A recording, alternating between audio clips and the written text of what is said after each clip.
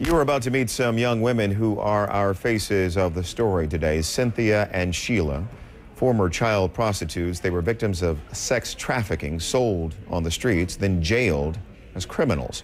Now they are speaking out in hopes of helping other young girls. The story from CNN's Nicole Lapin. My name is Shaquana. I'm 19 years old, and I got into life when I was 14. My name is Sheila. I'm 22 now. I was in the game when I was 15. My name is Cynthia. I'm 21 years old. I got into life when I was 17. The life.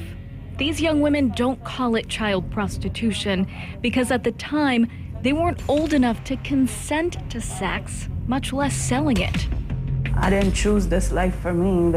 I didn't choose to go and be sexually exploited. I got kidnapped into it. Well, I know exactly how that feels because at one point in time, I just wished I wasn't here anymore. He's watching me like a hawk. And every time I go one place and he sees me make money, he takes money from me. If I didn't make that money, I was still out there. This is somebody's little sister, this is somebody's daughter, this is somebody's, child that this is happening to, and really nobody knows but her, and she's keeping this inside of her. So it happens a lot, more than like what you think about. How does something like this happen in New York City? I think because you've got a bunch of vulnerable young people that we're not doing a good job of protecting. Rachel Lloyd has taken it upon herself to do that protecting. Every young person, just by nature of being a teenager, wants to feel accepted and belong. She started GEMS. It's an organization that helps girls who were victims of sex trafficking, like she was, transition back to a so-called normal life in New York City. People, when they think about sex trafficking of girls, they think about it happening in Thailand or the Ukraine. And yet it's happening on 42nd Street. It's happening in just about every neighborhood that you could name. It's American children who are being sold on our streets. Sometimes a few blocks away from where we live or where we work is really critical for people to understand. Even in the middle of the bustle of New York City streets, girls like these tell me they worked right around here, right near Times Square, for their pimps instead of going to school. They know you're young, they know it's easy to confuse you and say, things that would scare you, so they take advantage. They use that to their benefit. And even when you get arrested, they know that you're not 25. I'm 15, you can tell that I'm 15, Even as pre-teens, these girls are arrested, they are jailed. They are treated not as victims, but as criminals.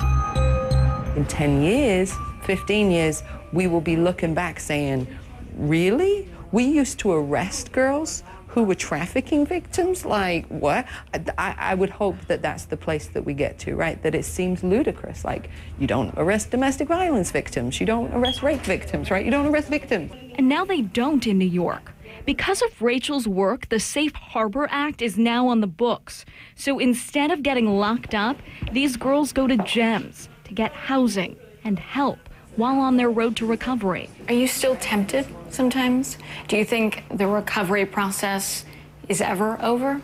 You just don't know when, I'm recovered. What doesn't kill you only makes you stronger. And I really believe in that because if it wasn't for the things that has happened to me and all of the bad stuff, the real bad stuff that I went through, then I wouldn't be the voice for so many other young girls who aren't ready to speak out.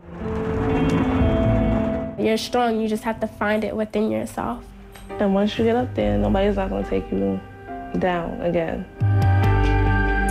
Wow. All right, and Nicole Lapin joins me live here. And Nicole, so clearly what we need here is more of these Safe Harbor Acts around the country because the situation has certainly changed in New York, but my guess is there are still plenty of underage young women who are being arrested, jailed, put into, and at the point at which the authorities realize that they're underage, they're being placed into the juvenile system. Here's what we need to realize, Tony. These girls are victims. They are not criminals. The average age is 12 years old. 12 years old? 12 years old that these girls are lured into sex trafficking. It is not child prostitution. They can't even consent to sex. 200 to 300,000 of our young people in the United States are at risk for this. So this is such an important issue. We hear the statistics. These are the faces. These are the stories. These are the girls. These are our girls in society that are dealing with this. Next hour, we have an amazing story of a girl who went from the streets to stardom. We have her story coming up. Can't wait, Nicole. Appreciate it.